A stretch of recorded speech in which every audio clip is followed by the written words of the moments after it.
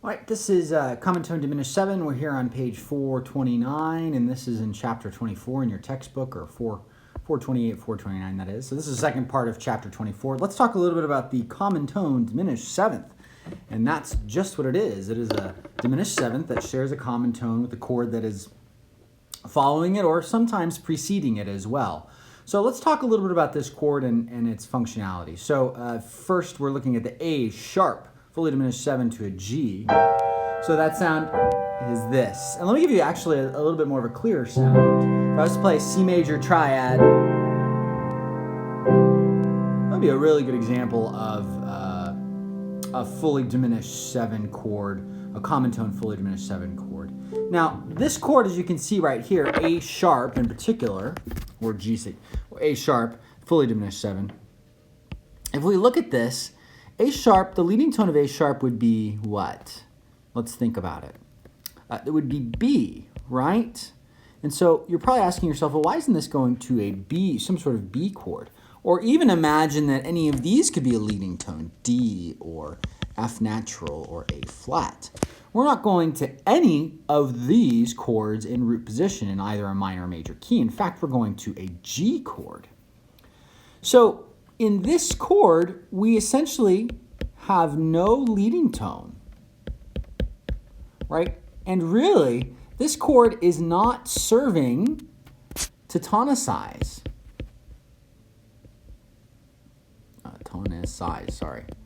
Not tonicizing either the one chord or any other chord, right? So what can we make of this chord?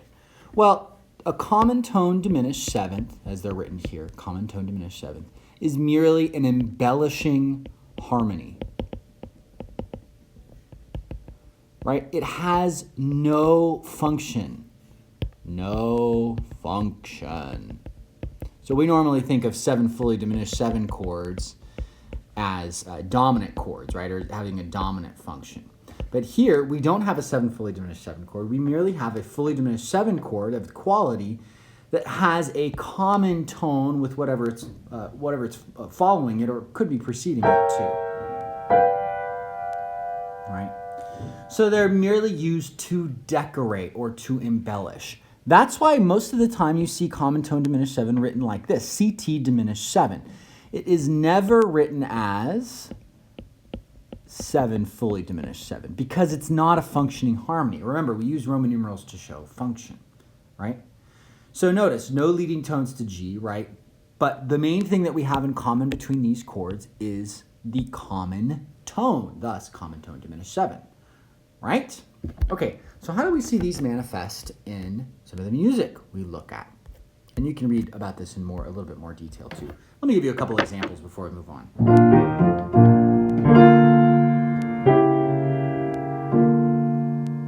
Or, excuse me. Notice in these examples, the authors are holding through the B, and so B is then the common tone between the two chords. And again, we can see the same thing here happening with F. Now, I want to say something. It doesn't really matter how these are spelled because they don't have function, right? So it doesn't matter how they spelled, but we have to have the common tone between the two chords, right? That kind of serves as the link or the tie between the chords. What justifies the voice leading of using that particular chord. Let's look at the next one, and here we have, again, another common tone between these two harmonies here.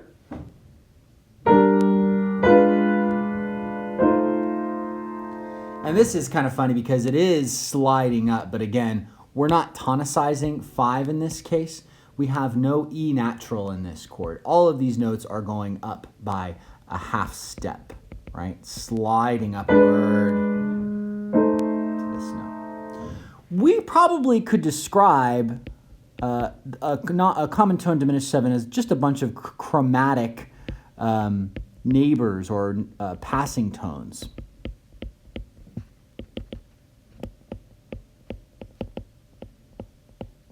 Right? we could just explain them by putting parentheses around them and saying that they're non-chord tones. Since it does make a fully diminished seventh, some textbooks say, hey, look, this is a common tone diminished seventh. Yes, it's a diminished seventh, but we're going to label it like this with parentheses because it has no function. It's just embellishing. And the voice leading or the smoothness of the chord, the reason for writing the chord is through this common tone. Let's look at an example here. This is in G major. I believe this is Mozart.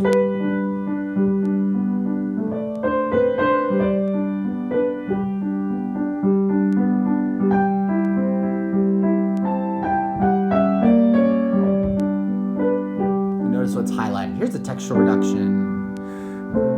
5, 4, 3, and then we go to 4, 6, 4, and here's our common tone. Diminished 7, right here, the diminished 7. And notice we have a common tone with not only our 1 chord, but also the 4, 6, 4 chord that precedes it. So let's look at this real quick.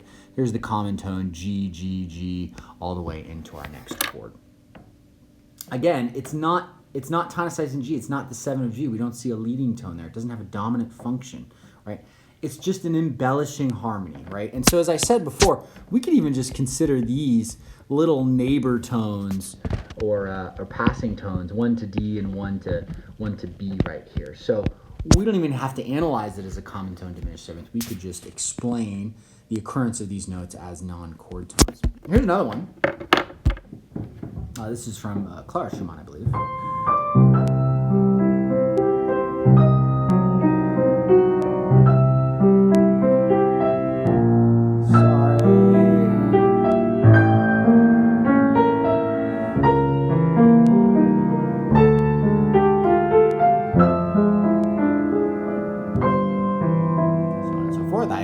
Past the common tone diminished seventh, but you can see here we go back and forth from a C major triad to a common tone diminished seventh back to C. So our diminished 7, right? Essentially keeping that common tone between there. Again, not functioning, just being used to embellish. Here's a really famous example. You'll recognize this one.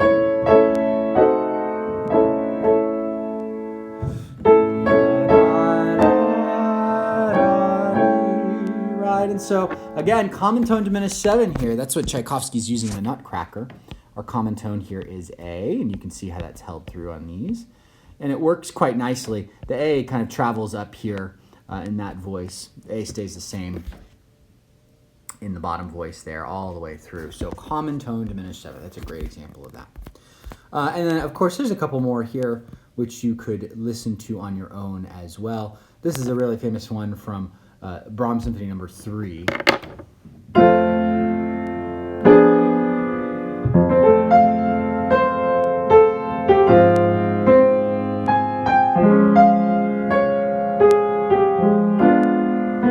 you get a chance, listen to this. Listen to this in the full orchestral version. This is one of my favorite symphonies. Again, common tone diminished 7. We see the F being held through. Here's an example from a. This is a lead sheet here. Well, let's listen to it a little bit.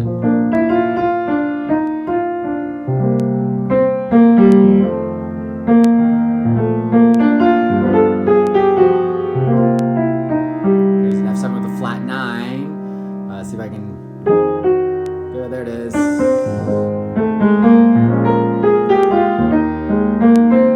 Here's our common tone diminished 7.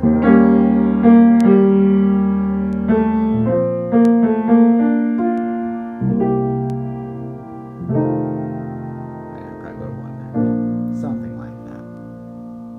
Notice in that third measure we had that nice common tone diminished 7. Our second measure on the bottom line. E flat and then E diminished 7.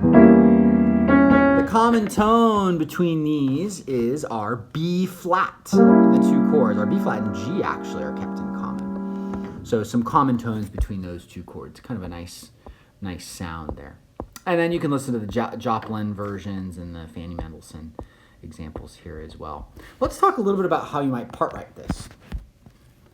In most cases, the common tone held between the two pitches is usually going to look like the chordal seventh of our diminished chord. So usually it's the root of whatever chord we're going to or coming from, and it's that diminished 7. So I would usually find that and say that can be our common tone between the two. But really, like I said before, it's whatever spelling works the best. If you think of that as the chordal 7th, this chord would look something like this. It would be, that's an F double sharp. Yikes. Well, you can do that. F double sharp. This would be A sharp and C sharp, and that could be possibly your common tone. I would say do whatever is neighboring to those other tones too. Like I talked about before, I think the best way to write this is just to show it as neighbor tones to the actual chord that we're moving to. So this would be one way of writing it, right? Again, we have this neighbor, lower neighbor here, lower neighbor here. This is our common tone.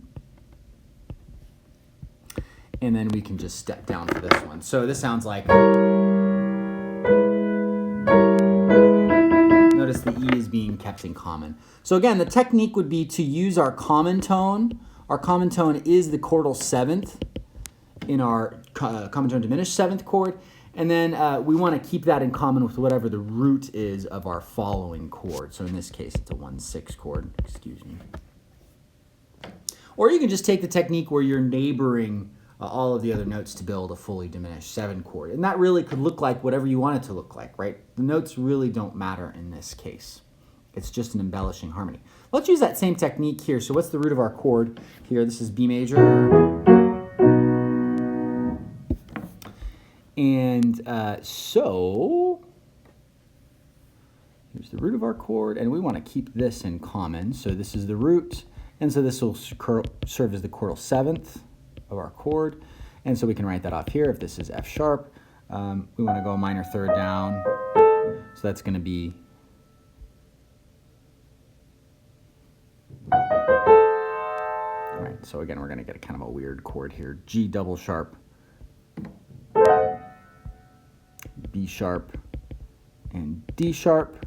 And if you want to spell this differently, if you want to spell it not as the chordal 7th, say you want to spell it like this, F sharp, A, C, E flat, that's also fine too. Really, it's whatever you think would lead to the best voice leading when you look at this. So when I look at this voice leading, that's why I might want to use this spelling right here, because it actually,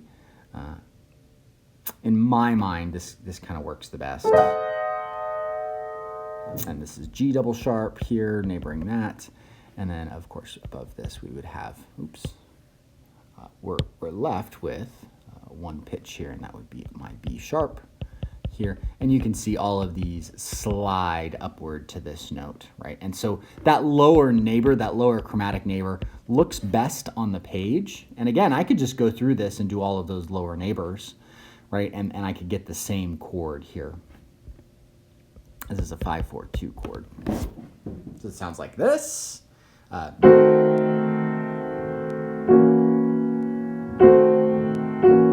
common tone up here. So keep that common tone as the chordal 7th and my common tone diminished. It's the root of the chord wherever I'm going or coming from. And then just voice it out, whatever is going to be the nearest chord or note to where it's leading. Again, sharp notes always lead up. So in terms of voice leading, I think that looks pretty good. Okay, so let's just do one short analysis. I'm just going to point out some of the common tone diminished 7s through here. And I'll just play the melody on top. 1,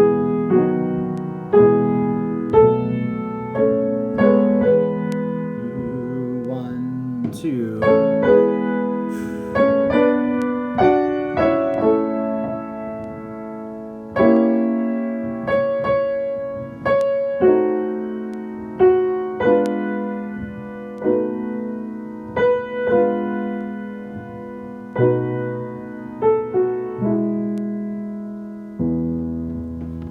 Hopefully you kind of heard where they were.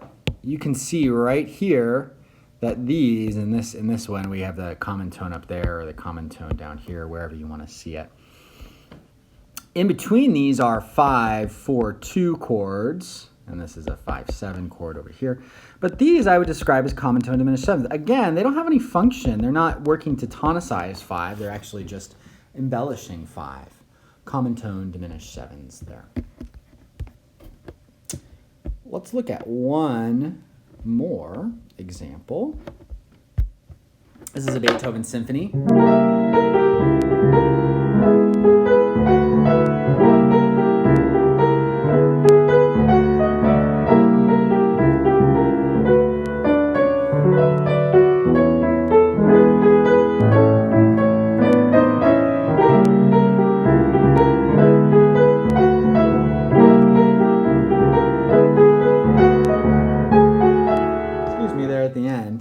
You'll notice here that we have all of these diminished sevens happening all the way throughout it, right? We get it like 4 or 5 times.